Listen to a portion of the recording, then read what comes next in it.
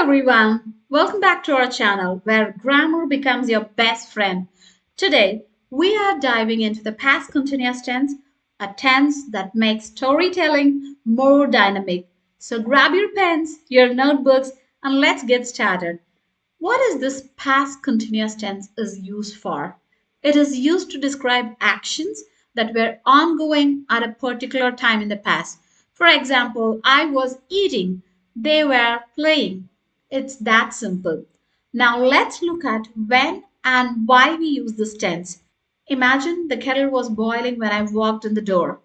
So here in this example, was boiling is the ongoing action which got interrupted by I walked in the door. It shows a contrast between the two actions. Pretty cool, right?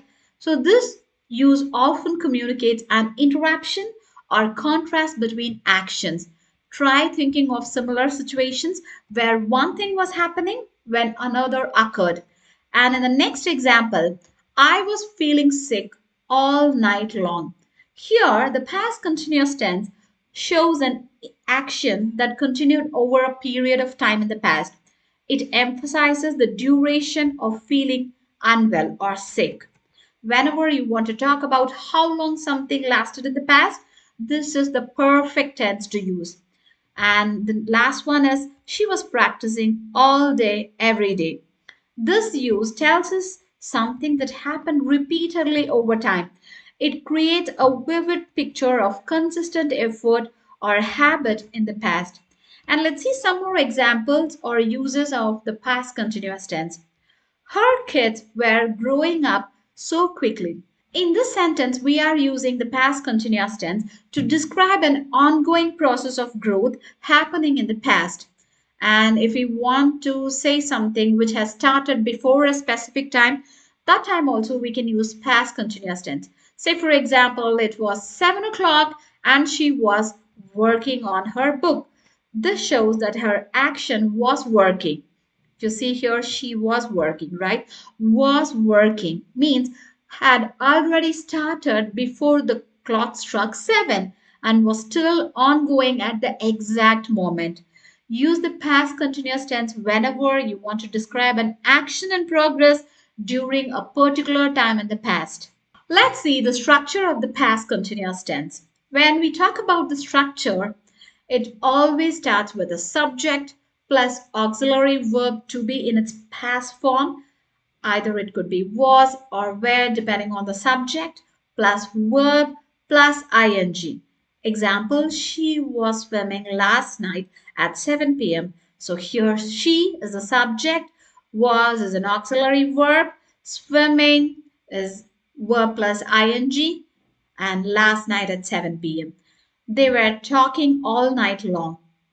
They subject were auxiliary verb and talking verb plus ing form all night long. So this is the structure of the past continuous tense. Remember the spelling rules that apply to the present continuous verbs also apply here, such as doubling the consonant, vowel plus consonant at the end, how to double it. All these rules will apply here also. What is the difference between past continuous and past simple? Past continuous and past simple can be used in similar ways but with different focus. Remember that past simple talks about the completion of the action, but past continuous focuses on the process of action happening over a period of time in the past. Example, it was raining hard last night. So this is the past continuous tense because it focuses on the action that happening over a period of time in the past. But if you say it rained hard last night, this is past simple. So it just talks about the completion of the action. These sentences are essentially the same, but the first, which is the past continuous, focuses on the process or the duration of the rain. And the second simply expresses that it rained. Easy, right? Let's see the negative form of the past continuous tense. To use this form in the past, you need to put not between the auxiliary verb and the main verb. For example, she wasn't feeling well last night. So I'm putting not in between the auxiliary verb and the main verb.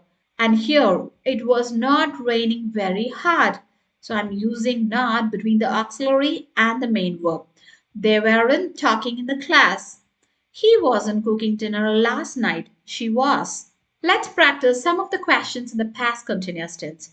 So, how to form questions in the past continuous tense?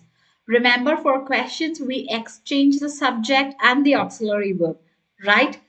Were they playing in the rain? So, here the auxiliary verb comes in the front and then the subject. The same applies for all the question types. Was he feeling okay last night? Were we talking on the phone when the storm happened? Was she traveling at the time of the earthquake?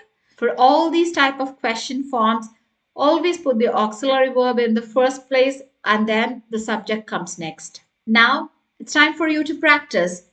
Pause the video, take your pen and paper, read the sentences and try to put these statements into question form. It was raining hard last night. She was cooking when you called. They were dancing in their bedroom. He was playing chess with his father. Done? How did you do it? Let's check your answers. Was it raining hard last night? See, the auxiliary verb comes in the front and followed by the subject. Was she cooking when you called? Were they dancing in their bedroom? Was he playing chess with his father? See, this is how you need to change the sentences into past continuous question forms. We often use the past continuous tense to tell a story. Now you can picture this. It was raining heavily, the dog was barking, and the television was playing a strange movie when suddenly the phone started ringing. So let's break this down and see how the past continuous and past simple work together to create a vivid story. It was raining heavily, the dog was barking, and the television was playing a strange movie when suddenly the phone started ringing. In this sentence, we have actions in progress such as was raining, was barking, and was playing, all in the past continuous tense. These actions set the scene, giving us a sense of the atmosphere and what was happening at that moment in the past. Using the past continuous to describe the background actions and past simple to highlight the interruption helps create a compelling and dynamic story. We know that past continuous tense is used to express a long action, but we can also use it with a past simple to interrupt the longer action. Example, it was raining heavily when the boy decided he would walk his dog. She was talking to her sister on the phone when the doorbell rang. We were listening to music when the power went out. They were playing a game when her mother brought out the birthday cake. So, in all these sentences, we are using the past continuous tense to express a long action, but also we are using the past simple to interrupt the longer action. And you need to know the usage of when and while. Notice that we use when to join the two actions together in the previous slide. But we can also use while. The rules are as follows.